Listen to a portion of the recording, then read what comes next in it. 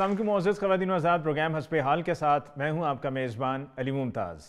नाज़रीन, आइए एक किटी पार्टी में चलते हैं और देखते हैं कि वहां पर क्या बातें हो रही हैं। हाँ वे भाई तुम किधर आ गए हो? मेरा मतलब है कि ख़वातीन की पार्टी में बगैर इजाजत घुस आए हो। कुछ नहीं आया, बात कर रहा है, आधा मील दूर बैठा हुआ कैसे घुसा है? वाह क्या मिसाल दी है, पेंडू प्रोडक्शन। मुझे भी नजर आ रहा है वो एंकर बैठा हुआ है, कोई बकरी नहीं बंधी हुई।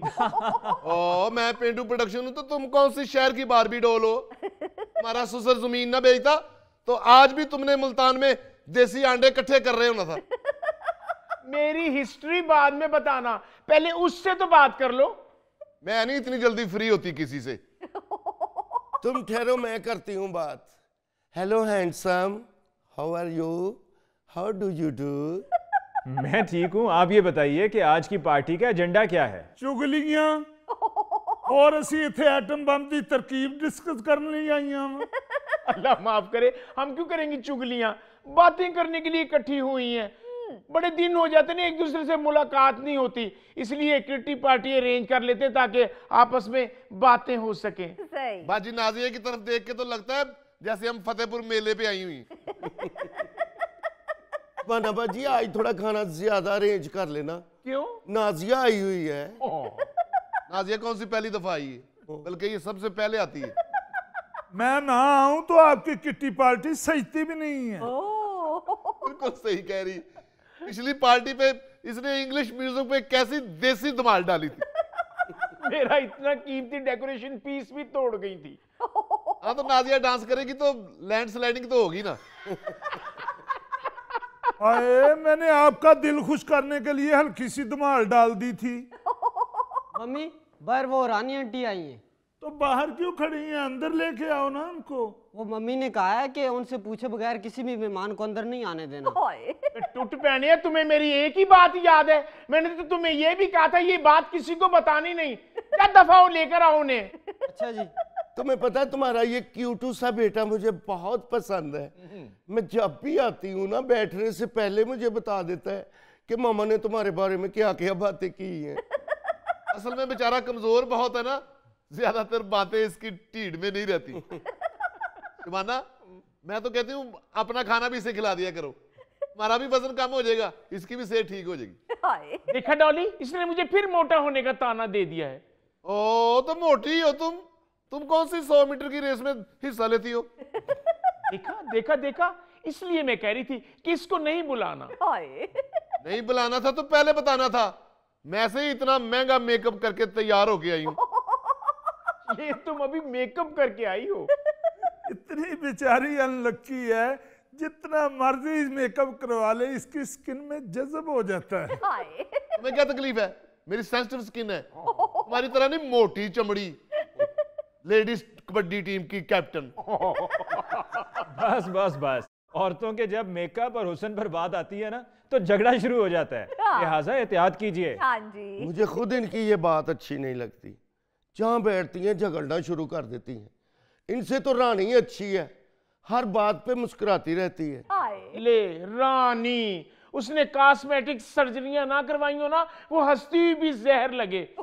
उसका खामद रिश्वतें ले लेके उसकी सर्जरियां करवाई जा रहा है। एक्सक्यूज मी, आपको कैसे पता कि उनका खामद रिश्वत लेता है? सरकारी मुलाजिम तो इतना खर्चा बर्दाश्त ही नहीं कर सकता। नहीं बस कर दो, नहीं किसी का हुस्न तुमसे बर्दाश्त ही नहीं होता, इसलिए मैं कम कम आती हूँ, नजर लगा देती हैं आप लोग। वैसे आपका हुस्न तो मुझसे भी बर्दाश्त नहीं हो रहा है। हेलो बेबीज, क्या हाल है? आप ठीक हैं सब? मम्मी मैंने अम्मा जी से कहा था कि आप ड्राइंग रूम में वेट कर लें, मैं देख के आता हूँ कि मम्मी घर पे हैं या नहीं, लेकिन ये मानी ही नहीं है। खलो जावे वेट कर ले, मेनू कद ਲਈ वेट कराउंडे, अपना वेट कर जाके, जेड़ा मुकदा जान दे। मम्मी नामराद, मम्मी ने अपने शोहर की कमाई सहेलियों को खिला खिला के भैंसे बना दिया है, अपना पुत्र पूंछ जैसा। माँ जी, मेहमानों को खिलाएं तो बरकत पड़ती है। अरे आहो ते पुत्र नूं भी खवाया करना, जिन्नू कुत्ता पवे ते शर्मिंदा हो जांदा है। वाह मेहमाना नू मैं कदों कहन नहीं आ ना खुआ। माँ जी मैं तो इनकी खुशी के लिए इनकी दावत खाने आ जाती हूँ, वरना मैं तो एक स्लाइस लेती हूँ।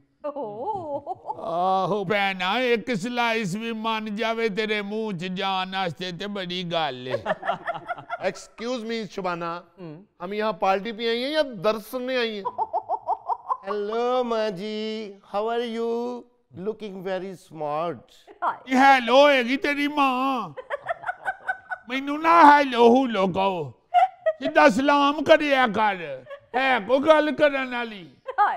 अज तू नहीं बोलन डई, किधरे दूजी दाड़ भी तो नहीं कढ़ा लई। हाँ जी, कैसी बातें करती हैं, मेरे सारे दांत ओरिजिनल हैं, मैं तो बकायदगी से दातन करती हूँ। चंगा करनी है, दातन बड़ी चंगी चीज है, रोज एक दरख्त लग जाओ ना तेरे दंदा से। टीपू जाके कुक को बता दो कि मेहमान आ गए हैं। रानी तुम कहाँ रह गई थी इतनी लेट? सॉरी डियर, मैं पार्लर में लेट हो गई, मेरे हबी ने उधर अपॉइंटमेंट ली हुई थी ना। पुत्र तू केड़ा किसे मैगजीन नु इंटरव्यू देना सी, मुंह ते छट्टा मार के आ जाती, मिलना ते ना शक्लां नु ही सी ना।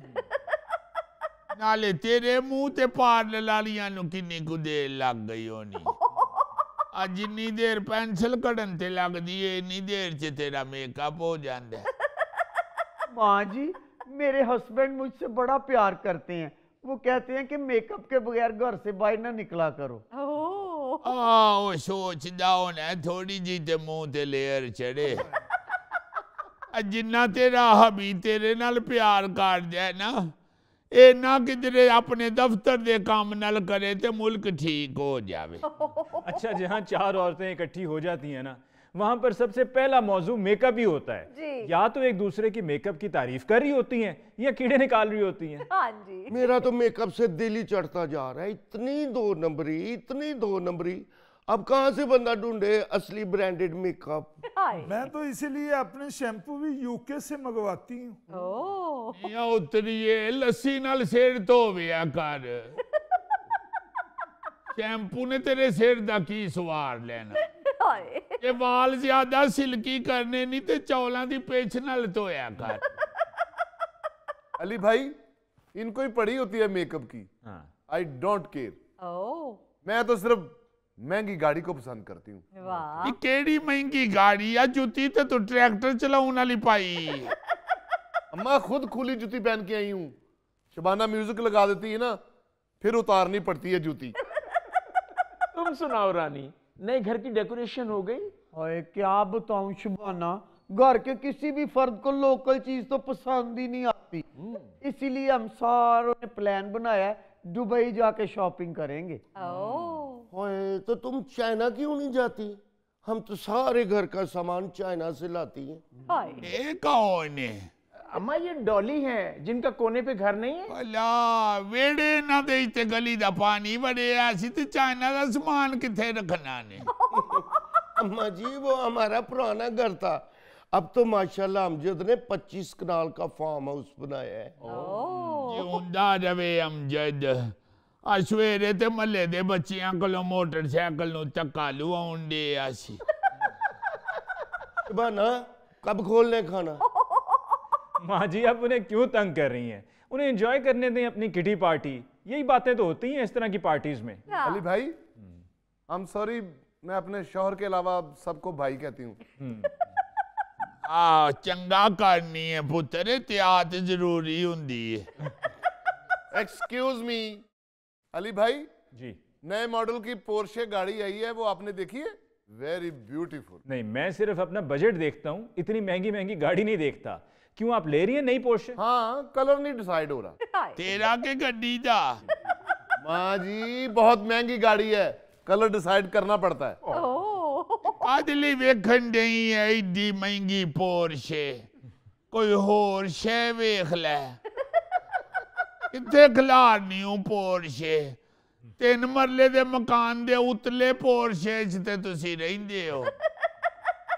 शबाना माँ जी ने इस दफा की किटी पार्टी बिल्कुल खराब कर दी। क्या करूं, माँ जी एक बार पहले भी मेरे घर आई थी, उस वक्त से वो ताहिरा नाराज होके गई हुई हैं। आज तक मेरे घर नहीं आई। पुत्रो गाली गलत करन डई सी, कदी आ कादे ले ले आजे, ऐडा पैड़ा मेज, सोफे नहीं जी ले ले नवे, ये क्या ले लिया है, ये कोई कुर्सियां हैं। जेड़ा जिस गुजारे च रहन दे उन्हों रहन दियो। बिल्कुल ਐਵੇਂ ਕਿੰਨੀਆਂ ੜੀਆਂ ਗੱਲਾਂ ਕਰਕੇ ਤੇ ਅਗਲੇ ਦਾ ਇੰਨਾ ਪੈਸਾ ਬਰਬਾਦ ਕਰ ਦਿੰਦੀਆਂ ਨੇ। ਤੁਸੀਂ ਕਿਸੇ ਦੇ ਘਰ ਆਏ ਹੋ ਤੇ 2 ਘੜੀਆਂ ਚੁੱਪ करके भी बैठ जाओ। नाजिया तुम क्यों चुप करके बैठी हुई हो? खैर है? कोई ऐसी बात नहीं है, अमेरिका जा रहे हैं सारी फैमिली के साथ मेरे भाई की तरफ, तो अभी जाके मैंने पैकिंग भी करनी है। आहो मेरा पुत्र भी जेड़ा अमरीका हुंदा है ना, वो 10 ਸੀ ਪਿਆ। ਇਹਦਾ ਭਰਾ ਉੱਥੇ ਮਾਸ਼ਾਅੱਲਾ ਬੜਾ ਉਹਦਾ ਕੰਮ ਚੱਲਦਾ। ਉਹ ਇਹ ਨਾ ਜਿਹੜਾ $1 ਦਾ 1 ਪਰੌਂਠਾ ਵੇਚਦਾ, ਉਹ ਪਿਆ 10 ਹੀ ਚਨੇ ਨਾਲ ਮੁਫਤ ਦਿੰਦਾ ਹੈ। ਮਾਂ ਜੀ ਉਸका अपना रेस्टोरेंट है। ਆਹੋ ਪੁੱਤਰ ਦੱਸਿਆ ਸੀ ਮੁੰਡੇ ਮੇਰੇ ਨੇ, ਮਾਸ਼ਾਅੱਲਾ ਫੁੱਟਪਾਥ ਤੇ ਰੈਸਟੋਰੈਂਟ ਬਣਾਇਆ ਸੀ। ਜਦੋਂ ਬਾਰਿਸ਼ ਹੋਵੇ ਫਟਾਫਟ ਰੈਸਟੋਰੈਂਟ ਦੇ ਉੱਤੇ ਛਤਰੀ ਲਾ ਲੈਂਦਾ। हाँ जी, वहाँ पर तो जो भी कोई काम करता है उसको करते हुए फ़ख्र महसूस करता है। ये तो हमारे यहाँ है कि हम यहाँ पर नुक्ताचीनी करते हैं और कहते हैं जी फलां फटे पर काम करता है, फलां जो है वो कहीं फुटपाथ पर काम करता है। हाँ। ये सारे कॉम्प्लेक्सेस यहाँ हैं, वहाँ नहीं है। बिल्कुल चियर अली, मैं आपसे इत्तेफाक करती हूँ। यहीं पे ये कॉम्प्लेक्स है कि महंगे से महंगे रेस्टोरेंट में जाना है। थोड़े दिन पहले मेरे हस्बैंड को किसी ने बताया कि लाहौर में बहुत महंगा रेस्टोरेंट खुला है। अच्छा। बच्चे कहने लगे कि महंगा है तो खाना भी तो अच्छा होगा। हम 5 लोग वहां खाना खाने के लिए गए हैं और बिल 25,000। बस इतने तो तुम्हारे भाई टिप में दे देते हैं। 25,000 टिप दे देंदे ने भाईजान, जाके खाना जंजां तो खाते ने। 25,000 टिप दे छड़ देने ते पिछली कंध नहीं उची कराउन दे, जेड़ा गली चो लंघदा है अंदर झाती मारदा है। मां जी कोठियां दी दीवारां छोटियां ही हुंदियां ने। हां दीवारां भी छोटियां हुंदियां ने ते कोठियां वालियां दियां सोचां भी छोटियां ही हुंदियां। हाय हाय हाय। शबाना कब खुलेगा खाना, बहुत भूख लगी है। टीपू असगर से पूछो खाना तैयार हुआ है कि नहीं। ऐसे ही बेचारों को वक्त डाला हुआ है। मैं कहती रही हूँ कि हमारे फार्म हाउस पे पार्टी रख लेते हैं। हाँ वक्त किस बात का, खाना तो तुम लोगों ने इतना इतना होता है। आ किटी पार्टी च एक दूजे नु वहां नाचते, मुकाबले ते एक दूजे तो थोड़ा खांदियां ने। कदी अपने अपने घरां च इन्हां नु खांदियां वेखो। स्टील दी परात च चौल पा के ते उत्तों दाल पा के ते बावां टुंगियां हुंदियां। आ कुड़ी ते जदों रोटी खान लगदी है ते पहले अद्धियां बावां वाली कमीज पांदी है। मैं कहनी है की करनी है, आंदी है मां जी बावां पूरियां होन ते फिर कफ शोरबे नाल लिबड़ जांदे ने। ओहो माँ जी, मुझे तो शोरबे वाला खाना बिल्कुल पसंद नहीं है। मैं तो अमेरिका इसलिए जाती हूँ कि वहाँ इंग्लिश डिशें खाऊं। अरे नाजिया, जाने से पहले मुझे बता के जाना है, मैंने तेरे हाथ से अपने लिए पराठा का परस मंगवाना है। वाह। वैसे माफ़ कीजिएगा, आपकी इन किटी पार्टीज में सिर्फ अपनी अपनी इमारत और ताकत के बयान दागे जा रहे होते हैं और ऐसा लगता है कि एक दूसरे को कॉम्प्लेक्स में मुब्तला करने की कोशिश हो रही है। ते और की पुत्र, आ जेड़ी अमरीका तो पराठा मंगाउन डई जे, सारी जिंदगी वेखिया है मां दी गुथली च पैसे पांदी हुंदी सी। जिद्दन बेचारी दी गुथली ना लभनी ते दुपट्टे दी नुक्कर नाल पैसे बंद लेने। मां जी वो देसी लोग थे, अब अगर अल्लाह ने स्टेटस बनाया है तो उसी में रहना है ना। माफ कीजिएगा, ये स्टेटस भी आप लोगों को तभी याद आता है कि जब अब सब इकट्ठी होती हैं। मैं आपसे 100% इत्तेफाक करती हूँ। 100% ਤੁਹਾਡੇ ਨਾਲ ਹੀ इत्तेफाक कर दिए। 3 ਭੈਣਾਂ ने ते आपस च इत्तेफाक कोई नहीं ने। भाई मैं तो बातों में भूल ही गई, कुक मेरा लापरवाह है। मैंने तो 25 लाख रुपए का डिनर सेट मंगवाया था, कहीं तोड़ ही ना दे। क्यों जी, 25 लाख का डिनर सेट सिर्फ मेहमानों को दिखाने के लिए। हाँ जी। आहो पुत्र मेहमाना नु वहां नाश्ते ही पैसे ला देने लोग की, आप ते रोटी ते सालन रख के खा लेंदे ने। नाज़रीन, इसके साथ ही हम लेते हैं एक ब्रेक, मिलते हैं ब्रेक के बाद। हम तो सिर्फ गोगा पकड़ के ही बैठे हुए हैं। जी हाँ, आप अगर अमेरिका या इंग्लैंड या यूरोप चले जाएं तो आपको हर दूजा तीजा बंदा गोगा नजर आए।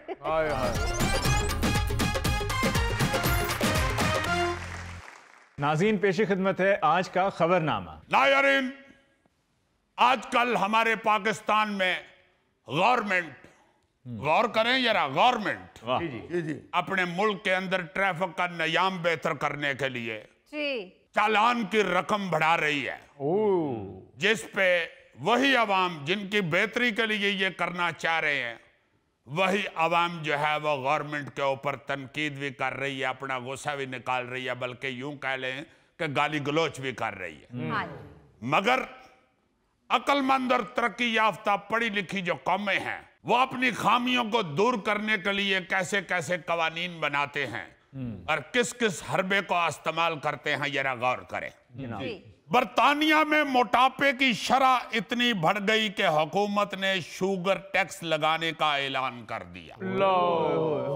अब देखिए जरा मोटापे पे काबू कैसे पा रहे हैं वो लोग। ये tax milk shake, packed milk, दूध वाली कॉफी और कैन वाले ड्रिंक्स पर लगाया जाएगा। अब अगर आप ये देखें कि मोटापा जो है वो वाकई एक बहुत बड़ी बीमारी है, और खास तौर पे इन ममालिक में तो बहुत बड़ी प्रॉब्लम बनता जा रहा है। बिल्कुल। हम तो सिर्फ गोगा पकड़ के ही बैठे हुए हैं। जी हाँ, आप अगर अमेरिका या इंग्लैंड या यूरोप चले जाएं तो आपको हर दूजा तीजा बंदा गोगा नजर आए। तो उन लोगों ने देखा है कि ये तो वाकई काम खराब होता जा रहा है। हाँ जी। उन लोगों ने मोटापे को कंट्रोल करने के लिए क्या हरबा इस्तेमाल किया है भाई, देखो, और फिर किस अच्छे अंदाज में इस्तेमाल किया है। उनको पता है कि जो चीनी है ये जरूरत भी है, घरों में जरूरत भी है और बड़ी अहम है। मगर उन्होंने ये देखा है कि जो फालतू चीजें हैं, जो जरूरत से ज्यादा है, जो चस्के के लिए या अयाशी के लिए कह लें या मजे के लिए लोग इस्तेमाल कर रहे हैं, उन पे टैक्स लगा के उनको महंगा कर दे ताकि लोग उनको इस्तेमाल करना खाना छोड़ दे। यानी मोटापे को कंट्रोल करने की ये जो हुकूमती कोशिश है इंतहाई काबिले सताइश है। अब मोटे लोगों की जेब से जब ज्यादा पैसे जाएंगे तो एक तो जेब हल्की होने की वजह से उनका वजन कम होगा, दूसरे जेब हल्की होने की वजह से टेंशन बढ़ेगी और उस टेंशन से भी जरा वजन कम होगा। बिल्कुल। और तीसरे ज्यादा पैसे कमाने के लिए ज्यादा मेहनत करेंगे, उससे भी मोटापा कम होगा। बिल्कुल। इससे भी खून पसीना, मेरा मतलब है एक करने के बायस वजन में कमी आएगी ना जी। हाँ जी सर। लिहाजा ये कानून उन्होंने बहुत अच्छा बनाया है। बस वो पतले अफराद रगड़े जाएंगे जिनके बारे में कहा जाता है कि मुंह चोई ते ढिड खोई। ऐसे लोग भी हैं ना दुनिया में पाए जाते। मां मुजफ्फर या जुल्फी को नहीं कह रहा, ये तो अल्लाह माफ करे ये नहीं है चुई, ये तो एक तरह के इंसान ही बन चुके हुए। अब मेरी तो खैर है, ये मुजफ्फर को तो देखें, कुआल जिस वाजे ते बहुत रैसल कर देना वो बटन इंज दे हो जाते। तो आपके क्या दंड कोट से बाहर आ रहे हैं? वो जो कहते हैं ना सियाने 19-20 का फर्क, वो तुम दोनों को देख के आजाद हुआ था। अब ये देखे ईमान से मैं इतना हैरान हुआ और इतना मैं मजा ले रहा हूं ये खबर पढ़ के कि कैसा अच्छा यार वो तरीका इस्तेमाल करते हैं। वाह वाह वाह वाह। वैसे बरतानिया को रातों रात ऐसा फजूल फैसला लेना नहीं चाहिए। मैं माफी चाहता हूं, रातों रात ये फैसला नहीं लिया गया। ये तजवीज 2015 में यानी आज से 10 साल पहले ये तजवीज दी गई थी कि मोटापा बड़ा खतरा है, लिहाजा चीनी से तैयार होने वाले मशरूबात महंगे कर दिए जाएं। इस पर अच्छी तरह तहकीक, छान फटक, जो छान बूरा तुम खा नहीं जाते, वो वाली छान फटक और हर पहलू का जायजा लेने के बाद ही ये फैसला सामने आया। और आप ये देखें, चूंकि मोटापा जो है ना जी, वो बर्तानिया में सालाना 70,000 कबल अज वक्त अमवात का सबब बन रहा है। इसलिए मोटापे से निपटने के लिए उन्होंने ज्यादा चीनी वाले मशरूबात पर ये 20% अजाफी टैक्स लगाया है। बहुत अच्छा। लिहाजा गोगा जी, दिल में ये कोई उम्मीद ना रखना कि ये जो कानून बना है ज्यादा टैक्स वाला, ये वापस हो जाएगा। जिस तरह आप राइड मंगाते हैं तो आपका जाने का प्रोग्राम कैंसिल हो जाता है, तो आप राइड वाले को कह देते हैं सॉरी यार मैंने नहीं जाना। गोगा जी, मोटापा सिर्फ फर्द वाहिद के लिए नहीं बल्कि पूरे मुल्क और उसकी मईशत के लिए मसला है। जी हाँ, 16 ने सच्ची बात की है आपने अली मुमताज साहब। और गोगे, तुम्हारे इस तरह गुस्से से देखने से इन्ना 16 ने चे काना भी घट नहीं होना। गोगा ते ऐसा गरीब है, मोटरसाइकिल ते कल्ला जांदा होवे ते डबल सवारी दा चलान हो जांदा। अच्छा, ये तो पाकिस्तान में भी बड़ी तहकीक करने के बाद ये बात सामने आ चुकी है कि मोटापे की वजह से 2030 तक मईशत को 2.13 खरब रुपए नुकसान का खदशा है। और इस 2.13 खरब में को 1.5 खरब जो है वो सिर्फ गोगे के जिम्मे है। पूरे पाकिस्तान में क्या मैं अकेला ही खाना खाता हूँ? हाँ हाँ हाँ, यानी मान नहीं रहा। देखो, ऐसा ये थिंगा आदमी है भाईजान। जो एक बंदा मोटा है ना, उसके मोटापे का नुकसान सिर्फ उसी पे नहीं होता, पूरी मईशत पे होता है। गोगा जी, अगर ऐसा कानून यहाँ पर भी बनता है तो वो आपकी बेहतरी के लिए है। ओ कादी बेहतरी है बाबू जी, सानू ते ओ ही नारा अच्छा लगदा, दब के वात रज के खा।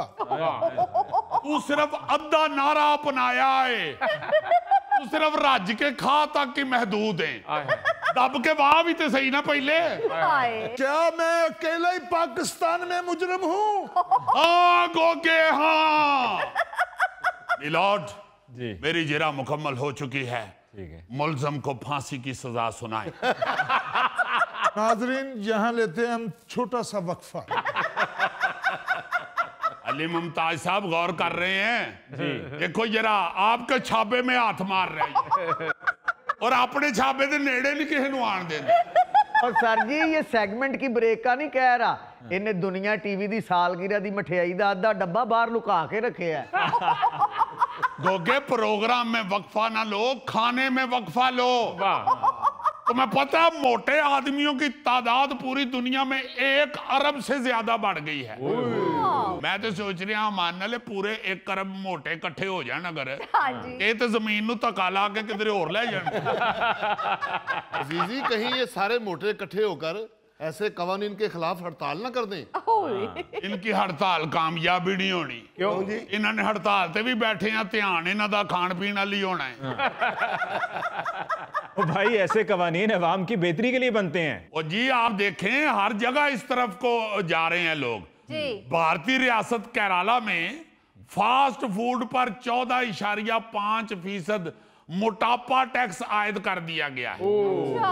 मैक्सिको में शक्कर वाले मशरूबात पर फी लीटर 10% टैक्स लगाया गया है, जिसके बड़े अच्छे असरात सामने आ रहे हैं। अब अगर हेलमेट पहनने पे जुर्माना बढ़ाती है गवर्नमेंट, अगले कई दिन जी ये गलत है। बिल्कुल। हालांकि ये समझ नहीं आ रही लोगों को कि यार ऐसे कवानीन आपकी बेहतरी के लिए, आपकी हिफाजत के लिए, आपकी सेहत के लिए, आपकी जान के तहफ़्फ़ुज़ के लिए बनाए जाते हैं। जी हाँ, सही बात है। हेलमेट के ऊपर हम चीख रहे हैं। हाँ, आप ये यकीन करें, मैं आपको खुद अपना मुशाहिदा और अपना तजुर्बा बताता हूं अली मुमताज साहब जी। हम लोग चूंकि शोज करने के लिए बाहर जाते थे सारे ही, सबको ये बात याद होगी जब मैं ये बताऊंगा।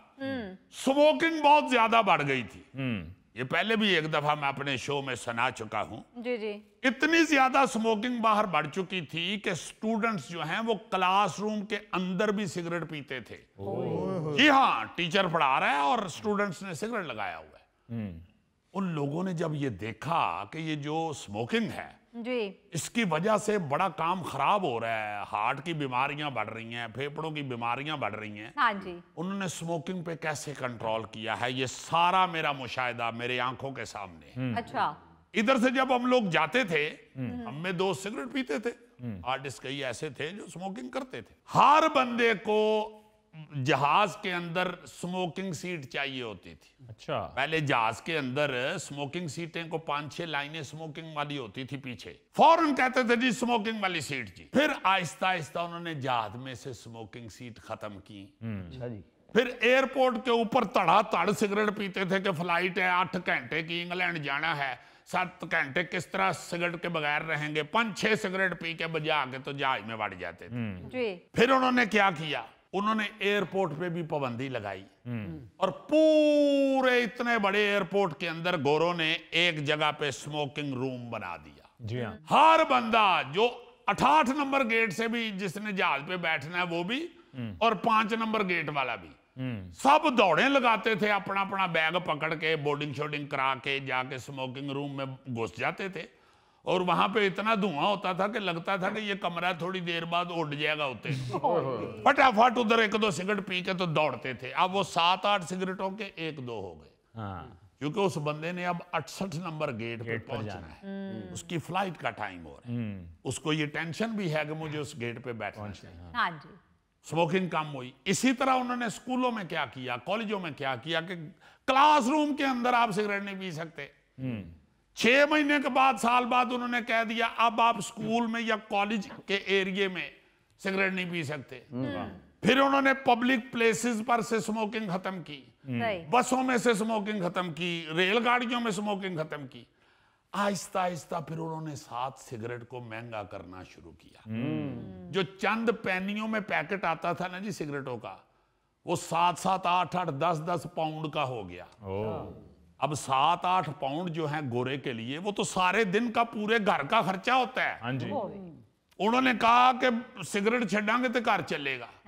या गोरे दी बीवी जड़ी भरजाई साडी ਉਹਨੇ ਕਿਹਾ ਕਿ ਜੇ ਘਰ ਰਹਿਣਾ ਹੀ ਨਾ ਤੇ ਸਿਗਰਟ ਛੱਡਣੀ ਤਾਂ ਗੈਟ ਆਊਟ। ਉੱਥੇ ਬੋਲਦਾ ਹਾਂ ਗੋਗੇ, ਉੱਥੇ ਬੋਲਦਾ ਹਾਂ। ਜਦੋਂ ਭਰਜਾਈ ਨੇ ਕਿਹਾ ਸੀ ਗੈਟ ਆਊਟ, ਉੱਥੇ ਬੋਲਦਾ ਨਾ। मैं क्यों बोलता, मैं तो स्मोकिंग करता ही नहीं। तुम स्मोकिंग से ज्यादा नशेई हो मिठे के। मैं तुम्हारा मिठा छुड़ाना चाहता हूँ। सो जो कवानीन है ना जी, जो अवाम की बेहतरी के लिए बनाए जाते हैं, और वो कवानीन जिनके खिलाफ अवाम को आदत पड़ चुकी हो। हाँ जी। मतलब स्मोकिंग की आदत है ना जी, उसके खिलाफ कानून बन गया है। वो ग्रेजुअली बनाना पड़ता है। जी हाँ। सही। हमारे यहाँ ये जो ट्रैफिक के हवाले से एकदम पकड़ धकड़ कैद ये वो शुरू हुई है ना जी, जी जी जी जी। इसको इनको चाहिए गवर्नमेंट को ग्रेजुअली बढ़ाए। आहिस्ता आहिस्ता। आपने एकदम कह दिया कि बच्चा मोटरसाइकिल चलाएगा उसको अंदर दे दो, हाँ जी। ऐसे ना करो। वो तो खैर अदालत ने कहा अब कि भाई ऐसे ना करें, बिल्कुल। शुक्र है। मगर इनको चाहिए कि 18 की बजाय बच्चे की जो उम्र है स्टूडेंट की, जी जी, वो 16 साल वाली कर दे, कि 16 साल का लाइसेंस दे दें। वो भी मेरा ख्याल है ऑर्डर हो गया। जी हाँ। अच्छा। आहिस्ता आहिस्ता बढ़ाएं, कुछ सालों के बाद, साल 2 साल बाद 16 से 17 कर लें, 17 से फिर 18 ही कर लें। लोगों को दोबारा आदत पड़ जाएगी पैदल जाने की। बिल्कुल। 3-3, 4-4 किलोमीटर हम लोग छोटे छोटे बच्चे थे स्कूल पैदल जाते थे। पैदल जाते। हाय। अब बच्चा कहता है कि मैं 6ठी क्लास में हो गया हूं, मुझे मोटरसाइकिल दियो। मैनू नहीं पता, मैनू नहीं पता। गोगे नू तुसी इन्ना सालन दे देते हो, मैनू मोटरसाइकिल नहीं पे देते। बस यार जान छोड़ दो गोगी की। अब नाज़रीन, इसके साथ ही हम लेते हैं एक ब्रेक, मिलते हैं ब्रेक के बाद। ਇਹਨੂੰ ਨਹੀਂ ਮੇਰਾ ਖਿਆਲ ਹੈ ਵੇਖਣਾ ਚਾਹੀਦਾ, ਉਸ ਬੰਦੇ ਨੂੰ ਲੱਭ ਕੇ ਛੇਤਰ ਮਾਰਨੇ ਚਾਹੀਦੇ ਨੇ ਜਿਹੜਾ ਤੇਰੇ ਵਰਗੇ ਬੰਦੇ ਨੂੰ ਯਾਦ ਕਰ ਰਿਹਾ।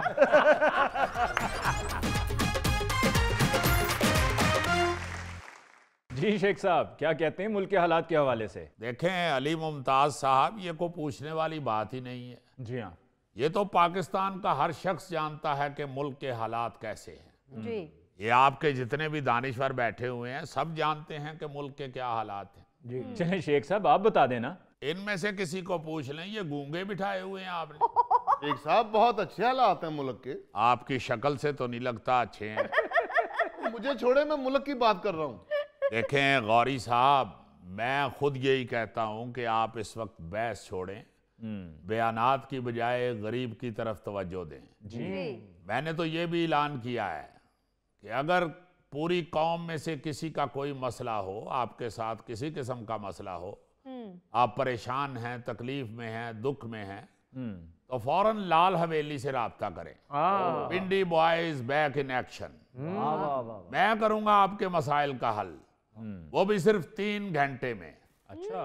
नोट, आपके तमाम मसाइल को राज में रखा जाएगा। शेख साहब सियासत से किनारा कशी इख्तियार करके आस्ताना खोल ली है। देखें, सियासत से कौन कम वक्त किनारा कशी कर रहा है। सारी जिंदगी सियासत में गुजरी है। स्टूडेंट्स पॉलिटिक्स से शुरू हुआ हूँ। सियासत तो मेरी रगों में अली साहब इस तरह दौड़ रही है जैसे वापडा की तारों में बिजली दौड़ती है। लेकिन शेख साहब आपकी सियासत तो इस वक्त बिल्कुल रुक चुकी है। हाँ, तो वापडा की तारों में भी तो कभी कभी बिजली रुक जाती है। जिस तरह वापडा में लोड शेडिंग हो जाती है, इसी तरह सियासत में भी लोड शेडिंग हो जाती है। वाह। इसलिए आप लोगों ने मेरे मामलात से नहीं घबराना। मुझे और मेरे भतीजे को खाम केसों में उलझाया गया, वरना सारी कौम जानती है कि हम ना केसों वाले हैं ना ब्रीफ केसों वाले हैं। लेकिन इतने उलझे होने के बावजूद हम अपनी कौम, अपनी शहरियों को तन्हा नहीं छोड़ सकते। मैंने इसलिए ये ऐलान किया है कि किसी का कोई मसला हो, लाल हवेली खुली है। आप जब मर्जी लाल हवेली आके मुझे अपना मसला बता सकते हैं। शेख साहब लाल हवेली में गंदम लेके आए तो पीस देंगे। क्या जब दिल ते मेरा करदा है रोटियां लाण वाली सीख फाड़ के ते तेन वो कोटा फरमाइश करो को करने वाली, कल कला को गोगा आ जाएगा मेरे मुंडे दी झंड ला दियो। मैं वो मसाइल की बात कर रहा हूं जो एक सियासतदान हल कर सकता है। देखें, बात यह है कि शेख रशीद अपनी तकलीफ तो बर्दाश्त कर सकता है, लेकिन अपनी आवाम के दुख नहीं देख सकता। मुझे तो कोई दुख ही नजर आए तो मैं फटाफट आंखें बंद कर लेता हूँ। शेख साहब अखा क्यों बंद कर दे हो? अखा खोल के तो दुख दूर करो। गौरी साहब, आवाम के दुख दूर करना हुकूमत का काम होता है। अल्लाह के फजल से जब हम हुकूमत में होते हैं तो आवाम की खिदमत करते हैं, उनके दुख दूर करते हैं, उनके मसले हल करते हैं। मगर मैं अब क्या कह सकता हूँ इस हुकूमत के बारे में? जैसे आपने कहा कि ठीक चल रही है, मैं भी कहूंगा कि ठीक चल रही है। शेख साहब, आपने कहा कि हर किस्म के मसाइल के हल के लिए लाल हवेली में राब्ता करें। बिल्कुल कहा है। ये 3-4 दिनों से मुझे छींकें बहुत आ रही हैं, इसका कोई हल बता दें। देखें, आपकी छींकों का तो मेरे पास हल नहीं है, मगर सुना है कि छींकें उस वक्त आती हैं जब कोई याद कर रहा हो। तेनू नहीं मेरा ख्याल है वेखना चाहिए, उस बंदे नू लभ के छेत्र मारने चाहिए ने जेड़ा तेरे वर्गे बंदे नू याद कर रहा। और शेख साहब ऐसे निच बड़ी खतरनाक है। एक कमजोर आदमी है, जोर दी निच आई ते दी कलाबाजी भी लग सकती। जी बिल्कुल। और जुल्फी, मेरा ख्याल है कि फौरी तौर पे अपने महल्ले के करियाने वाले का बिल अदा करो, वही तुम्हें याद कर रहा होगा। यार, शेख साहब ने जिन मसाइल के हल के लिए लाल हवेली से राब्ता करने के लिए कहा है, उनमें गरीबी, बेरोजगारी और तालीम के मसाइल हैं। जी हाँ, और मुझे मालूम है कि आप सब में से ना कोई बेरोजगार है, ना कोई गरीब है, और तालीम से भी आपका कोई ताल्लुक नहीं है। नहीं शेख साहब, तालीम से क्यों नहीं ताल्लुक? मेरे घर के बिल्कुल पीछे हाई स्कूल है। वो जो पीछे हाई स्कूल है ना, उससे बचने के लिए अपनी दीवार भी हाई करा लो, क्योंकि जितने तुम तालीम याफ्ता हो, ये ना हो पीछे अंग्रेजी का पीरियड चल रहा और तुम घर में शोर मचा दो अंग्रेजों ने हमला कर दिया है। शेख साहब, आप छोड़ दें इन लोगों को, आप हमें बताएं गरीबी, बेरोजगारी और तालीम के हवाले से। अली साहब, इन 3 बलाओं ने आम आदमी का जीना हराम कर दिया है। तालीमी अदारों में पढ़े लिखे बच्चों की तादाद कम होती जा रही है। वो बच्चे जो स्कूल कॉलेज नहीं जा रहे, वो लाल हवेली आए। वाह शेख साहब, कहते तुसी इंज रहे हो कि लाल हवेली बच्चियां नु बुला के तुसी जाली डिग्रियां वंडणियां ने। शेख साहब, बेरोजगार लाल हवेली में आके कौन सी नौकरियां हासिल कर लेंगे?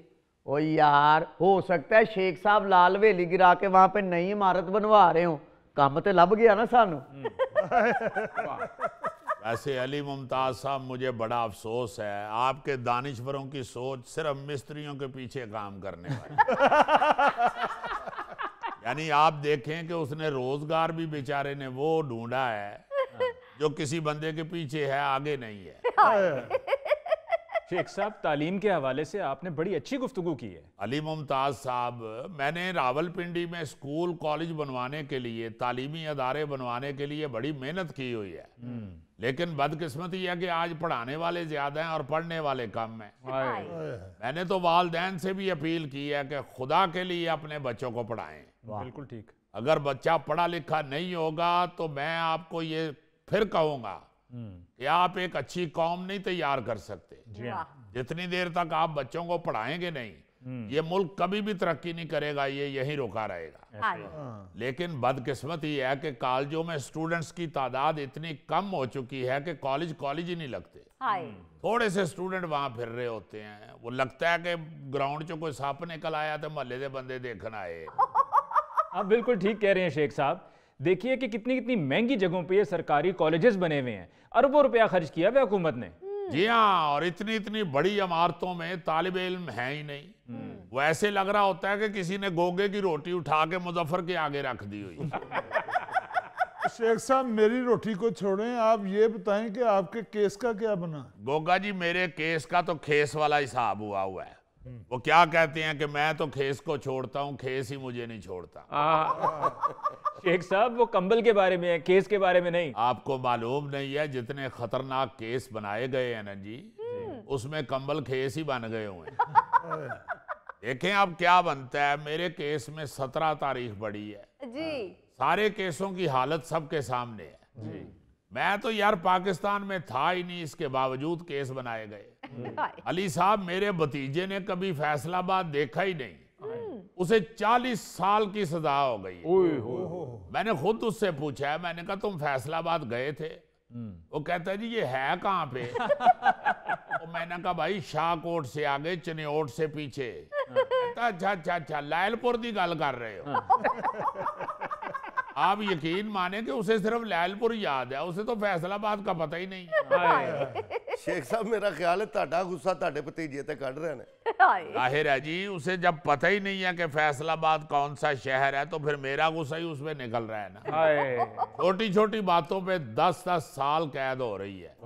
अब तो लगता है कि खांसने पर भी 10 साल कैद हो जाए। यकीन माने, मेरे तो गले में खराश आए, मैं जल्दी से लाल हवेली के पिछले कमरे में घुस जाता। वो क्यों शेख साहब? वो जी एवं खांसी की आवाज सुन के को महल्लेदार जाके हुक्मरानों को ना कह दे कि तुसी तो कहते सो असीं हुण शेख नूं खंघण नहीं देंगे, वो तो फिर खंघण दे। ओए होए होए होए, बहुत ज्यादती है जी। शेख साहब नूं उमरे ते भी नहीं जान दे रहे। देखो ना जरा, सही जर्मन चला गया उमरे ते मैनू नहीं जान दे रहे। शेख साहब, ये सही जर्मन कौन है? बहुत बड़ा दानिश्वर, बहुत बड़ा राइटर हुआ है जी। उसके इलाके में उसे सादत हसन संतू कहते हैं। ओ जी, सादत हसन मंटो है, संतू नहीं। मैं जिस दानिश्वर की बात कर रहा हूँ, उसकी दानिश के हवाले से उसे संतू ही कहा जा सकता है। शेख साहब, मेरा तो मशवरा है कि आप बिल्कुल खामोश हो जाएं, हालात में भी तनकीद ना करें, आप चले जाएंगे उम्रे पर। क्या तनकीद करनी है अली साहब? वो क्या है कि अब ना तुम गर्दिश हालात पे तनकीद करो, हो सके तो मेरे जज्बात पे तनकीद करो। मैंने दुश्मन को भी दुश्मन नहीं समझा अब तक, दोस्तों मेरे ख्यालात पे तनकीद करो। मुकर्रर। मुझे मालूम था कि आपको ये बड़ा पसंद आएगा। नहीं शेख साहब, मैंने समझ नहीं आई। बस अली मुमताज साहब, यही बदकिस्मती है। सिर्फ गौरी साहब को ही नहीं, हुकूमत को भी समझ नहीं आ रही। नाज़रीन, इसके साथ ही हम लेते हैं एक ब्रेक, मिलते हैं ब्रेक के बाद। बुलियां उत्ते हासे खिड़दे, अखियां चमकन तारे, वेख के लगन इक्को पींग दे सारे हुल हलारे।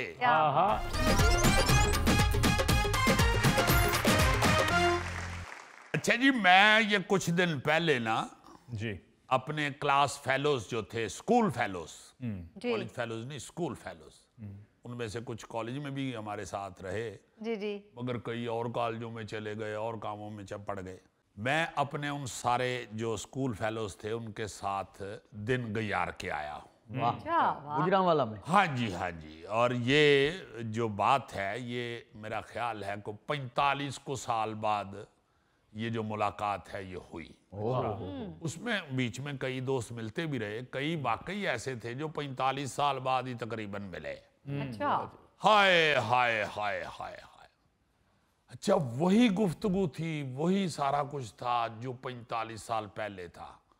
और यार कितने में तो मिलता ही नहीं, पहला जुमला। मैं आगे से कह रहा हूं बस यार वो काम काज में फंसा होता हूं, ये है वो है। हालांकि जो पूछ रहा है कि यार कितने में तो मिलता ही नहीं, वो भी कामकाज में फंसा रहा है।